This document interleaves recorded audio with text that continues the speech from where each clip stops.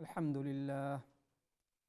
لله نحمده ونستعينه ونستغفره ونؤمن به ونتوكل عليه ونعوذ بالله من شرور أنفسنا ومن سيئات أعمالنا من يهده الله فلا مضل له ومن يضلله فلا هادي له ونشهد أن لا إله إلا الله وحده لا شريك له ونشهد أن سيدنا ومولانا محمدًا عبده ورسوله وصلى الله عليه وعلى آله وأصحابه وأزواجه وأتباعه وسلم تسليمًا كثيرًا كثيرًا.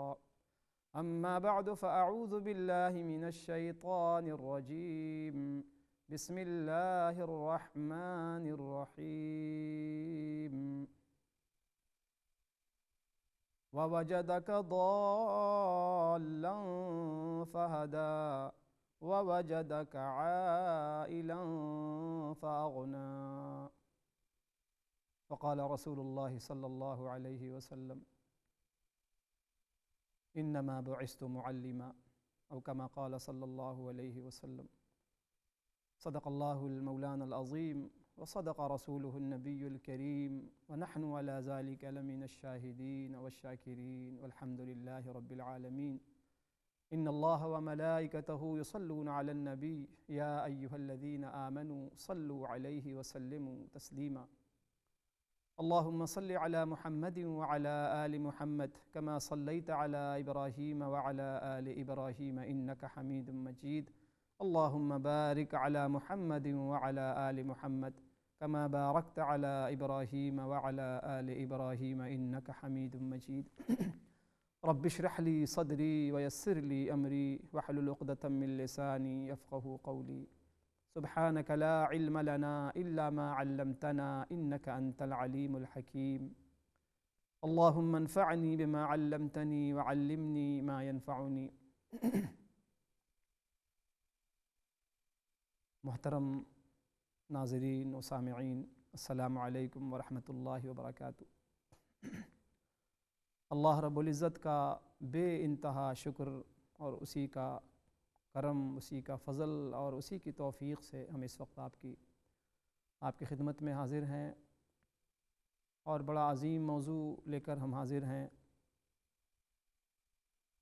رسول اللہ صلی اللہ علیہ وسلم کی سیرت طیبہ کا موضوع ہے۔ یہ بڑا عظیم موضوع، بڑی سعادت کی بات ہے۔ اللہ کریم جتنا عظیم موضوع ہے اس کی عظمت کو سامنے رکھتے ہوئے اللہ ہمیں پوری ادب احترام کے ساتھ، احتیاط کے ساتھ اس پر جو ہم زبان لب کشائی کریں، اللہ ہمیں صحیح بات کہنے کی، صحیح نیت کے ساتھ کہنے کی، صحیح انداز سے کہنے کی، اور جو موضوع ہے اس کے شایان شان ہمیں بات کرنے کی اللہ ہمیں توفیق عطا فرمائے۔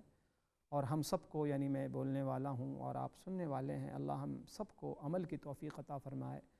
رحمت عالم صلی اللہ علیہ وسلم کی حیات طیبہ کے حوالے سے جو بھی ہم بات سنیں، عمل کی نیت سے سنیں، اللہ ہمیں عمل کی توفیق عطا فرمائے کہ اللہ پاک نے رسول اللہ صلی اللہ علیہ وسلم کے اصل میں طریقوں میں ہی سارے انسانوں کی اور دنیا آخرت کی کامیابی رکھی ہے۔ اگر کسی کو کامیابی چاہیے، کامرانی چاہیے، تو وہ صرف اور صرف رسول اللہ صلی اللہ علیہ وسلم کے طریقوں میں ہے۔ لیکن وہ طریقہ صرف سننا کافی نہیں ہے، وہ طریقہ ہم عملی طور پہ اس کو اپنی زندگی میں نافذ کرنے والے ہوں۔ اللہ کرے کہ اللہ کریم ہمیں اس کی توفیق عطا فرمائے۔ حاضرین، جو میں نے آپ کی خدمت میں 2 آیتیں پیش کی ہیں، سورۃ الضحیٰ کے اندر یہ آیت ہے، اور رسول اللہ صلی اللہ علیہ وسلم کا ایک فرمان بھی میں نے سنایا ہے۔ اللہ پاک نے انبیاء علیہ السلام کا سلسلہ شروع فرمایا بنی نوع انسان کی ہدایت کے لیے۔ یہ سلسلہ شروع ہوا تھا حضرت آدم علیہ السلام سے، اس کے بعد پھر عیسیٰ علیہ نبینا علیہ السلام تک یہ سلسلہ پہنچا۔ عیسیٰ علیہ السلام بنی اسرائیل کے آخری نبی اور پیغمبر ہیں۔ عیسیٰ علیہ السلام کے تقریباً 570 سال کے بعد رحمت عالم صلی اللہ علیہ وسلم مبعوث ہوئے، آپ کی بعثت ہوئی، اور آپ خاتم النبیین ہیں۔ آپ نے فرمایا کہ انا خاتم النبیین لا نبی بعدی، کہ میں نبیوں میں سب سے آخری نبی ہوں اور میرے بعد پھر دوسرا کوئی نبی نہیں آئے گا۔ چنانچہ آپ نے بڑی اچھی مثال دے کر سمجھایا۔ آپ نے فرمایا کہ دیکھو، انبیاء علیہ الصلوۃ والسلام کا جو ایک چین ہے، ایک سلسلہ شروع ہوا، اس کی مثال بالکل ایسی ہے کہ جیسے ایک عمارت ہے، ہر نبی آتے رہے اور اس عمارت کی تکمیل کرتے رہے، عمارت بناتے رہے، اس تعمیر میں، اس عمارت کی تعمیر میں اضافہ کرتے رہے، حتیٰ کہ عیسیٰ علیہ الصلوۃ والسلام آئے۔ اور پھر جب میں آیا ہوں تو وہ عمارت مکمل ہو چکی تھی، بس ایک اینٹ اور ایک برک کی جگہ خالی تھی۔ وَأَنَا اللَّبِنَ، اور میں وہ اینٹ ہوں، وَأَنَا خَاتَمُ النَّبِيِّينَ، اور میں ہوں اس عمارت کی تکمیل کرنے والا اور خاتمہ کرنے والا، ختم کرنے والا۔ اللہ پاک کا یہ نظام ہے کہ اللہ پاک نے انسانوں میں سے مقدس شخصیات کو منتخب فرمایا، اور پھر جب تک چاہا اللہ پاک نے نبوت کا سلسلہ قائم رکھا، رسالت کا سلسلہ قائم رکھا، اور اللہ پاک نے جب فیصلہ فرما لیا کہ اب نبوت اور رسالت کا دروازہ بند، اللہ پاک نے بند فرما دیا۔ رحمت عالم صلی اللہ علیہ وسلم پر نبوت کا، رسالت کا سلسلہ بند ہے۔ اب کوئی نئی شریعت نہیں آئے گی، کوئی نبوت نہیں آئے گی، کوئی رسالت نہیں آئے گی۔ ہاں، متقی لوگ پیدا ہوں گے، پرہیزگار لوگ پیدا ہوں گے، اللہ کے ولی پیدا ہوں گے، قیامت تک ہوتے رہیں گے۔ ولایت کا دروازہ کھلا ہے، بڑے سے بڑا ولی، بڑے سے بڑا متقی ایک شخص بن سکتا ہے، لیکن نبی نہیں بن سکتا، کیونکہ نبوت، یاد رکھیں کہ نبوت کسبی نہیں ہے، نبوت وہبی ہے۔ وہبی مین گفٹڈ اینڈ گیون بائی اللہ سبحانہ و تعالیٰ، محض اللہ کا فضل، اللہ جسے چاہتے نبی بنا دیتا۔ انسان اپنے کمال سے، اپنی کوششوں سے، اپنے ایفرٹ سے، اپنے اسٹرگل کر کے، مجاہدہ کر کے ولی بن سکتا ہے، متقی بن سکتا ہے، پرہیزگار بن سکتا ہے، نبی نہیں بن سکتا۔ انبیاء علیہ الصلوۃ والسلام کی جو نبوت خالص الیکٹڈ ہوتے ہیں اللہ پاک کی جانب سے، اس کو ہمیشہ ذہن میں رکھیں، نبی نہیں بن سکتا۔ ہاں، آپ نے یہ فرمایا کہ میرے بعد جھوٹے نبی آئیں گے، ان کی تعداد 30 ہوگی، کلہم یزعم انہ نبی، ان میں سارے ایک یہ دعویٰ کرے گا کہ وہ اللہ کا نبی ہے، لیکن وہ سارے جھوٹے ہوں گے۔ فرمایا کہ انا خاتم النبیین لا نبی بعدی، میرے بعد کوئی نبی، کوئی رسول، کسی قسم کی رسالت، کسی قسم کی نبوت اب نہیں آئی، آپ پر نبوت کا خاتمہ ہوگا۔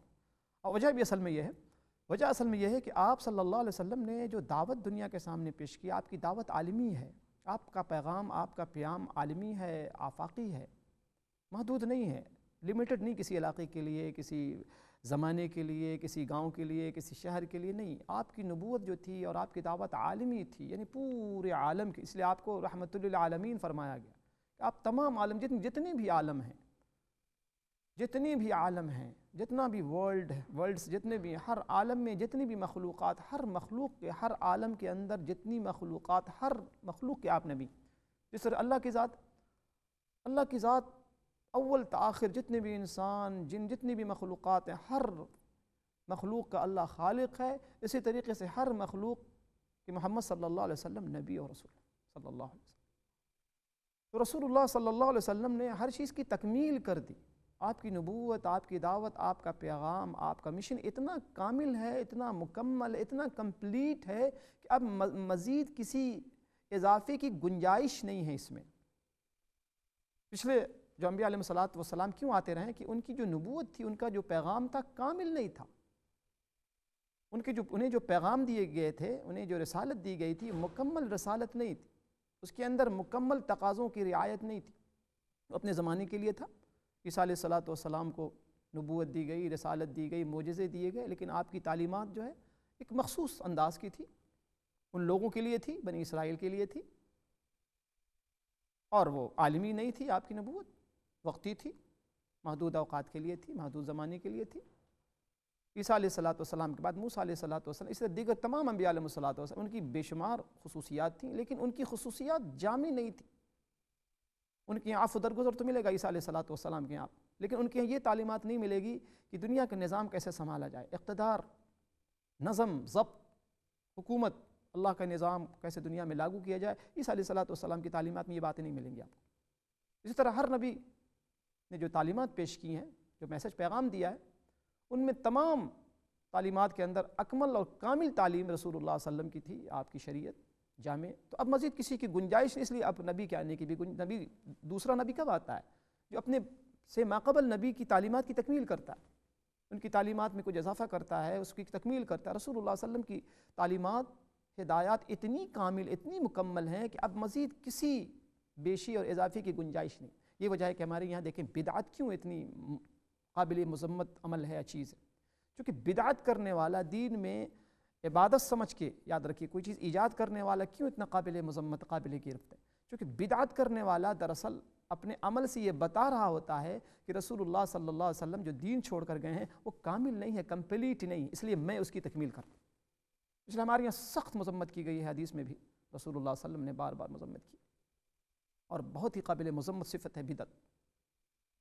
فرمایا کہ ایاک والبدع، بدعت سے بچاؤ اپنے آپ کو، فإن البدع تہدی الی المعصیہ، بدعت گمراہی کا راستہ، اور گمراہی جہنم کا راستہ۔ سخت ممانعت ہمیں ہر جمعے کے خطبے میں ہم یہ سنتے ہیں اپنے ائمہ حضرات سے۔ کیوں؟ بدعت کرنے والا، دین سمجھ کے کوئی بھی عمل دین میں شامل کرنے والا، دین سمجھ کے یاد رکھیے گا۔ لوگ اس کو بھی مس انٹرپریٹنگ کرتے ہیں، کہتے ہیں جی یہ لائٹ پہلے تھی، یہ اسٹوڈیو پہلے تھا، یہ گلاس پہلے تھے۔ یاد رکھیے گا صحیح تعریف بدعت کی کہ دین سمجھ کے دین کے اندر کوئی چیز ایجاد کرنے والا، اضافہ کرنے والا، جیسے نماز کہتے ہیں کہ اوقات متعین ہے، نماز کے رکعات متعین ہے، اذان کے الفاظ متعین۔ اب اذان دیکھیں، آپ کہتے ہیں اذان ختم ہوتی ہے، اب کیا آپ کہتے ہیں اذان کے آخری جو لفظ ہوتا ہے لا الہ الا اللہ۔ اب آپ کوئی کہے کہ آپ سے کہ ابھی کیسی تم اذان دیتے ہو، اس کو کمپلیٹ کرو، اس میں محمد رسول اللہ بھی ملا لیا کرو، صلی اللہ علیہ وسلم ملا لیا کرو، اس میں حرج ہی کیا ہے؟ بہت اچھی بات ہے، کلمہ مکمل ہو جائے گا۔ لیکن نہیں، آپ کیا جواب دیں گے؟ نہیں، حضرت بلال سے اذان ایسی چلی آ رہی، حضرت بلال سے اذان ایسی چلی آ رہی ہے، لا الہ الا اللہ پر اذان ختم ہو جاتی ہے، فل اسٹاپ۔ ظہر کی 4 پڑھیں گے آپ، کوئی کہے گا جی 4 کی جگہ 6 پڑھ لو، کیا حرج ہے؟ اچھی بات ہے نا، نماز جتنی زیادہ آپ پڑھیں گے اتنی زیادہ صورتیں پڑھیں گے، اتنی زیادہ آپ کلام شریف پڑھیں گے، دعائیں پڑھیں گے، تحیات پڑھیں گے۔ آپ کیا کہیں گے؟ نہیں بھائی، ظہر کی تعداد متعین، عصر کی تعداد متعین، ہم 4 کی جگہ 5 نہیں پڑھ سکتے، 3 کی جگہ 4 نہیں پڑھ سکتے مغرب میں۔ تو بدعت کیوں اتنا بڑا جرم ہے؟ کیونکہ بدعت کرنے والا دراصل رسول اللہ صلی اللہ علیہ وسلم کی توہین کر رہا ہوتا ہے، گستاخی کر رہا ہوتا ہے نبی اکرم صلی اللہ علیہ وسلم کی شان۔ یہ بہت بڑی گستاخی ہے۔ اللہ کے حبیب صلی اللہ علیہ وسلم نے کامل اعلان کر دیا کہ الیوم اکملت لکم دینکم واتممت علیکم نعمتی۔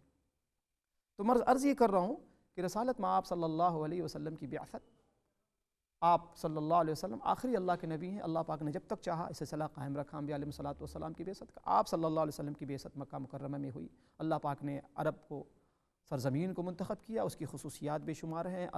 عرب میں جو قبائل کا سسٹم تھا، ٹرائبس کا، اللہ نے اس میں قریش کو منتخب کیا، قریش میں بنو ہاشم کو منتخب کیا اللہ پاک نے، اور پھر رسول اللہ صلی اللہ علیہ وسلم کو بہت اعلیٰ خاندان اللہ پاک نے عطا فرمایا۔ میں نے پہلے بھی عرض کیا تھا کہ اللہ کے نبی جتنے بھی آتے ہیں دنیا سے گناہوں سے معصوم ہوتے، گناہ کر ہی نہیں سکتے۔ ہمارا یہ عقیدہ ہے کہ انبیاء علیہ الصلوۃ والسلام معصوم محض ہوتے، نبوت سے پہلے بھی، کہ جس جانب ان کو نبوت کی جانب جانا ہوتا ہے، جو ان کی منزل ڈسٹینیشن ہے، اسی جانب نبوت سے پہلے بھی رواں دواں ہوتے ہیں، ادھر سے ادھر نہیں ہو سکتے۔ خود اس آیت میں اللہ نے تذکرہ کیا ہے وَوَجَدَكَ ضَالًّا فَهَدَىٰ۔ اے میرے محبوب صلی اللہ علیہ وسلم، آپ کو یاد ہے کہ آپ نبوت سے پہلے کس قدر پریشان تھے، حیران تھے، سرگشتہ تھے۔ آپ کو اپنے مشن کام کا سرا نہیں مل رہا تھا کہ کام شروع کہاں سے کیا جائے، ختم کہاں کیا جائے، نہیں، آپ کو سرا نہیں مل رہا تھا۔ فَهَدَىٰ، اللہ پاک نے آپ کی ہدایت فرمائی۔ چنانچہ ہمیں معلوم ہے، آپ سنتے رہتے ہوں گے، اللہ کے حبیب صلی اللہ علیہ وسلم نبوت سے پہلے جب آپ کی عمر شریف 35 سال ہوئی، 30 کے بعد آپ جب ہوئے، آپ صلی اللہ علیہ وسلم غار حرا آپ جاتے رہے۔ آپ پر تنہائی کو، آپ پر محبوب یعنی تنہائی کو آپ نے محبوب بنایا، خلوت نشینی اختیار کی آپ نے، اور معاشرے کے اندر جو خرابیاں تھیں اس سے بہت توحش، آپ کو سخت الجھن اور سخت آپ کو بے کلی اور بے چینی ہوتی تھی کہ اللہ معاشرے میں جو خرابیاں پھیلی ہوئی ہیں ان کی کیسے اصلاح ہو، ان کو کیسے درست کیا جائے۔ تو اس فکر میں ہمیشہ آپ رہتے، اور قرآن حدیث میں ذکر آتا ہے کہ ہمیشہ آپ غمگین رہا کرتے تھے، اللہ اکبر، اس فکر میں کہ اس کی اصلاح کیسے ہو۔ چنانچہ اس دور میں ایک معاہدہ ہوا تھا ٹرائبس کے آپس میں، اس کو حلف الفضول کہا جاتا ہے۔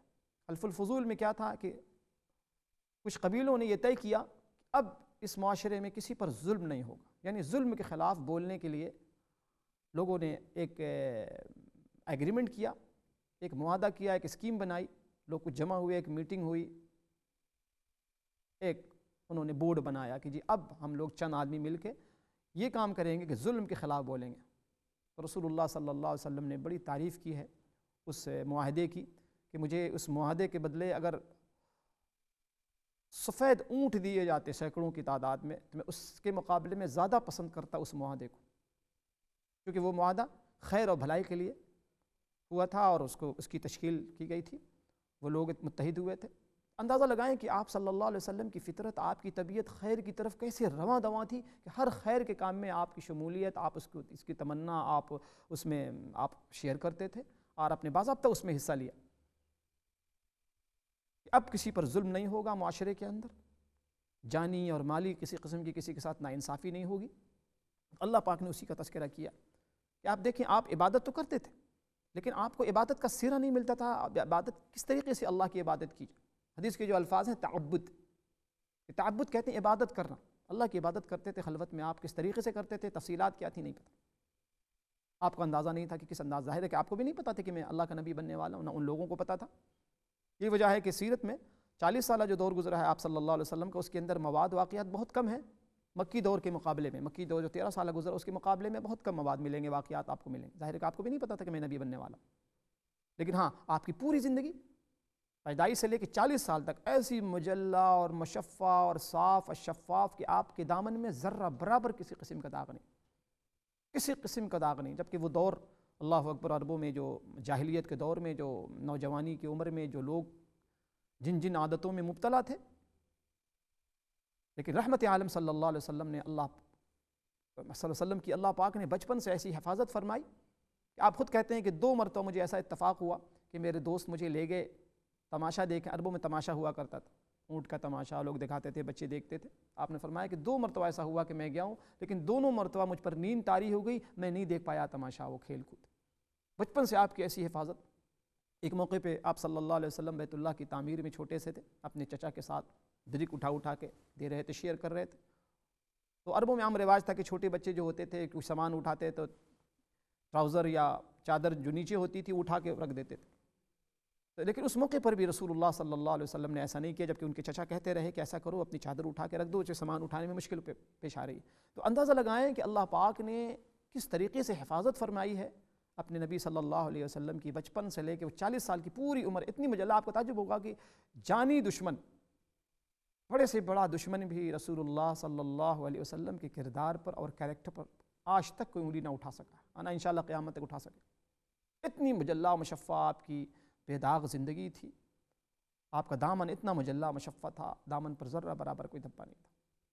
اللہ پاک کی طرف سے یہ حفاظت کی، عصمت کا جو انتظام کیا گیا تھا اللہ کی جانب سے، اس کا سارا سلسلہ قائم تھا، نظام اللہ نے بنایا ہوا تھا۔ تو رسول اللہ صلی اللہ علیہ وسلم کو اللہ پاک نے بہترین خاندان کے اندر، بنی ہاشم کے اندر پیدا کیا۔ آپ کے والد کا نام عبداللہ تھا، آپ کے دادا جان جو تھے ان کا نام عبد المطلب تھا۔ عبد المطلب جو دادا تھے، آپ کو پتہ ہے کہ وہ متولی تھے بیت اللہ شریف کے، کعبہ۔ آپ کو تعجب ہوگا کہ عربوں میں جاہلیت کے دور میں بھی بہت سی خرابیاں تھیں، اور جو اعمال بھی کرتے تھے اس میں اپنی طرف سے ایجاد بدعات کا اضافہ تھا۔ بیت اللہ کا احترام صدیوں سے چلا آ رہا تھا ان میں۔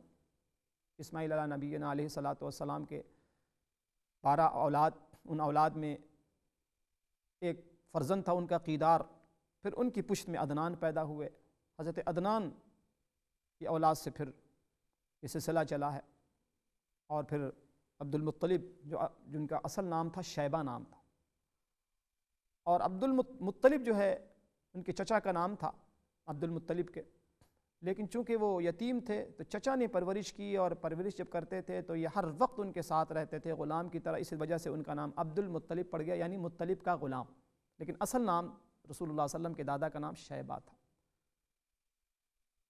رسول اللہ صلی اللہ علیہ وسلم کے دادا کی 10 اولاد تھی، یعنی 10 بیٹے تھے۔ 10 بیٹوں میں سب سے بڑے بیٹے کا نام حارث تھا، اور سب سے چھوٹے بیٹے کا نام عباس تھا، اور 2 بیٹے مسلمان ہوئے، یعنی 2 ہی بیٹے جو ہے اسلام انہوں نے قبول کیا، حضرت حمزہ رضی اللہ تعالیٰ عنہ اور ایک حضرت عباس رضی اللہ تعالیٰ عنہ۔ 10 بیٹوں میں 4 جو بیٹے تھے رسول اللہ صلی اللہ علیہ وسلم کے حقیقی چچا تھے، وہ حضرت عبداللہ کے ساتھ، عبداللہ والد کا نام تھا، حضرت ابو طالب، حضرت زبیر اور عبد الکعب، یہ 4 جو چچا سگے چچا تھے، باقی حضرت عبد المطلب کی دوسری بیویوں سے اور ان کی اولاد تھی، لیکن 4 یہ سگے چچا تھے رسول اللہ صلی اللہ علیہ وسلم، باقی جو ہے ماں شریک جو ہے چچا تھے۔ رسول اللہ صلی اللہ علیہ وسلم کی 6 پھوپھیاں تھیں، جن میں سے 4 پھوپھیاں حقیقی تھیں، یعنی رسول اللہ صلی اللہ علیہ وسلم کی جو دادی محترمہ تھیں حضرت فاطمہ، ان سے 6 بیٹیاں تھیں، یعنی 6 پھوپھیاں ہوئیں رسول اللہ صلی اللہ علیہ وسلم کی، جن میں سے 4 جو ہے حقیقی پھوپھیاں تھیں رسول اللہ صلی اللہ علیہ وسلم کی، حکیم، عاتکہ، امیمہ، عروہ۔ تو اس طریقے سے رسول اللہ صلی اللہ علیہ وسلم کی جب پیدائش ہوئی، حضرت عبد المطلب کہ صاحبزادے حضرت عبداللہ کے گھر رسول اللہ صلی اللہ علیہ وسلم کی والدہ کا نام آمنہ تھا۔ حضرت آمنہ کے گھر رسول اللہ صلی اللہ علیہ وسلم کی جب ولادت و باسعادت ہوتی ہے، آپ کے والد کا اس وقت انتقال ہو چکا ہوتا ہے۔ آپ کے والد کی پیدائش 540 عیسوی کی ہے اور 570 میں انتقال ہو جاتا ہے حضرت عبداللہ کا۔ 570 میں شادی ہوتی ہے عیسوی میں، اب 571 میں حضرت عبداللہ کا انتقال ہو جاتا ہے اور اس وقت آپ شکم مادر میں ہوتے ہیں۔